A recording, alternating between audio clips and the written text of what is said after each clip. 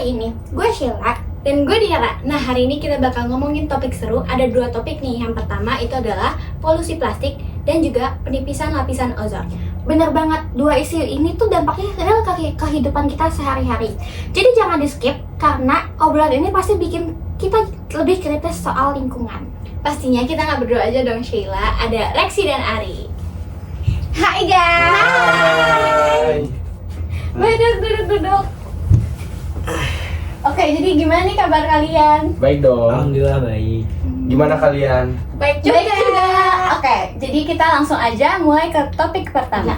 Oke, kita mulai dari polusi plastik. Singkatnya, polusi plastik itu pencemaran akibat sampah yang sulit terurai secara alami. Plastik bisa butuh ratusan tahun loh untuk terurai. Oh, gitu ya? Iya bener banget tuh Say.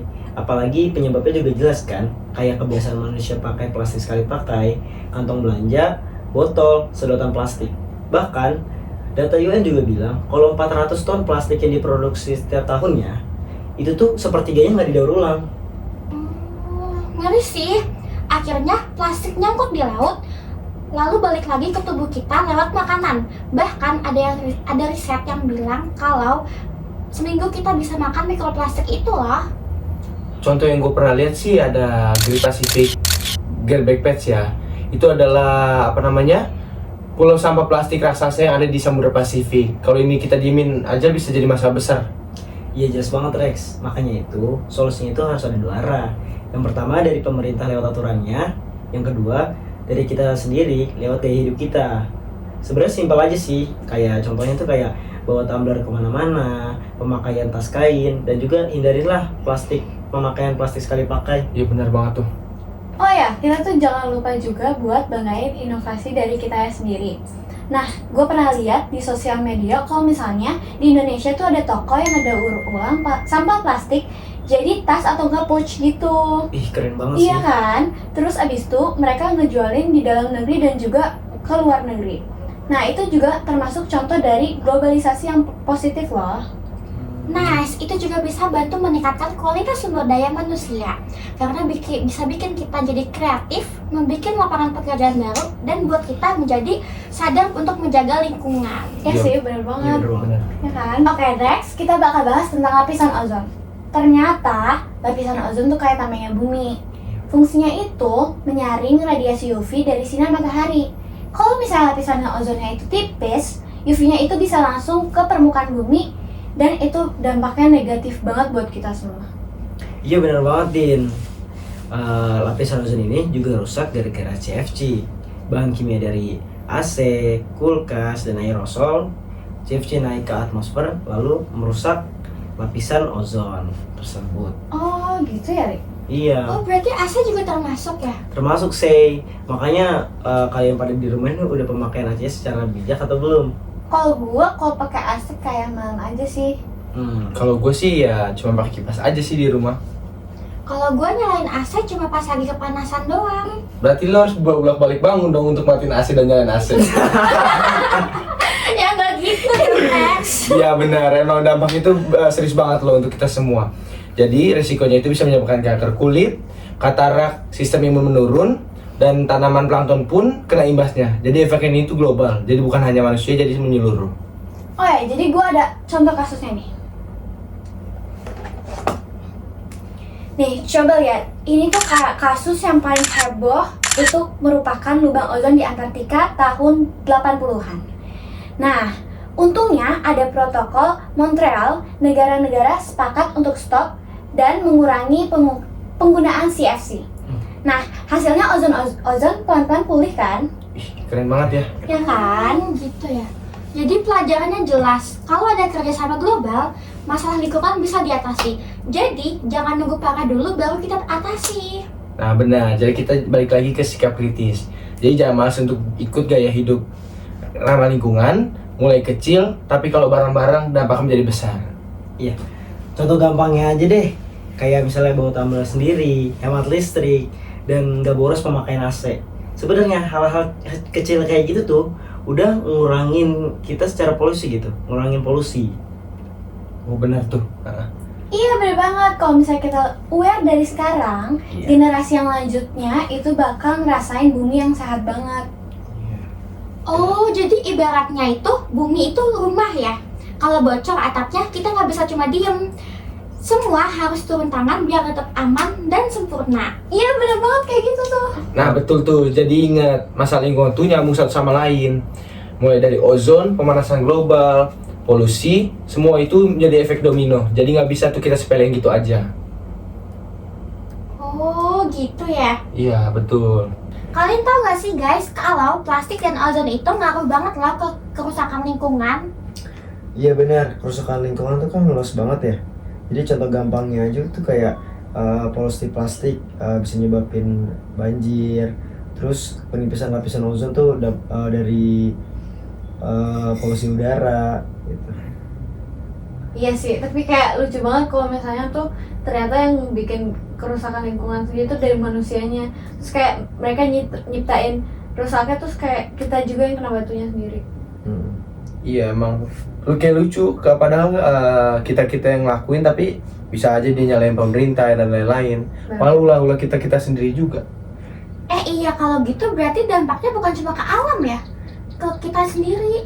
Kayak bikin kesehatan kita semakin jelek dan Iya. banyak deh gitu dampaknya. Efeknya ke kita juga padahal. Iya, makanya itu kita juga harus punya sikap kritis juga. Kayak jangan asal ikut-ikutan tren lah. Kayak dari pribadi itu kita harus tahu kenapa kita harus jaga lingkungan gitu. Pokoknya mulai dari hal-hal kecil aja dulu. Yang penting konsisten. Tapi kayak menurut tuh kalau misalnya ngikutin tren tuh ada sisi positifnya gitu nggak sih? Kalau trennya itu selagi trennya itu positif ya seharusnya positif. Kalau misalnya mengikuti tren kayak Apa? Kalau FOMO dong, FOMO kalau gitu. kalau FOMO ke arah positif sih bagus ya. Tapi kalau misalnya cuman ikut-ikutan tapi nggak tahu arahnya kemana sih kayak. Tapi kan rata-rata sekarang setiap manusia ikutin tren ya, FOMO, cuma FOMO aja, bukan yang kayak pengen dia kepengenan apa bener-bener dibutuhin, tapi emang ikut orang aja, ikut teman segala macam. Ya kalau menurut gue sih FOMO sebenarnya bagus kalau ke hal positif. Tapi dari diri juga harus sadar gitu kayak FOMO nih dia tuh ke arah kemana. Maksudnya dia harus tahu buat diri sendiri juga gitu. Kayak nggak asal ikut-ikutan doang.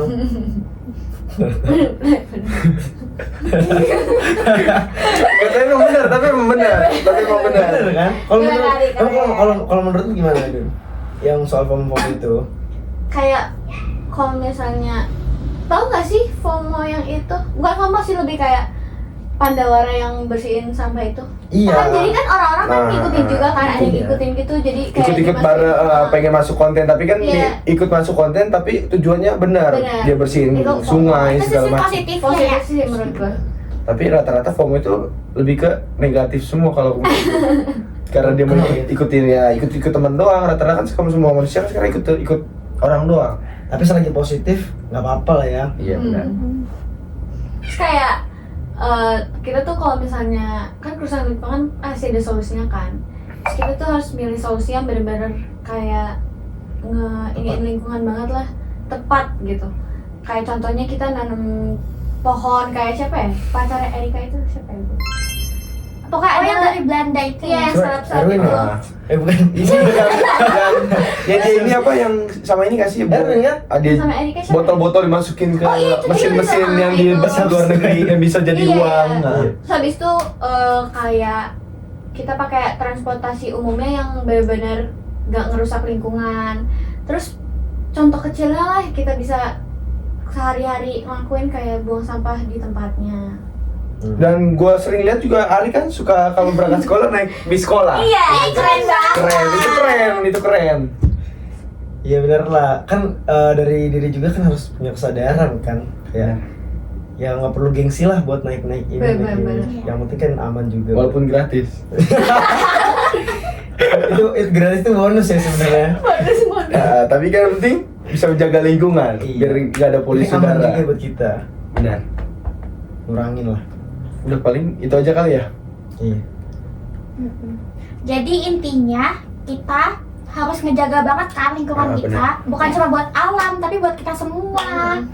Ya, jadi kita jaga jaga lingkungan dari sekarang. Ya, kita harus bisa jaga sama-sama biar lingkungan kita nggak makin besar masalahnya. Iya benar.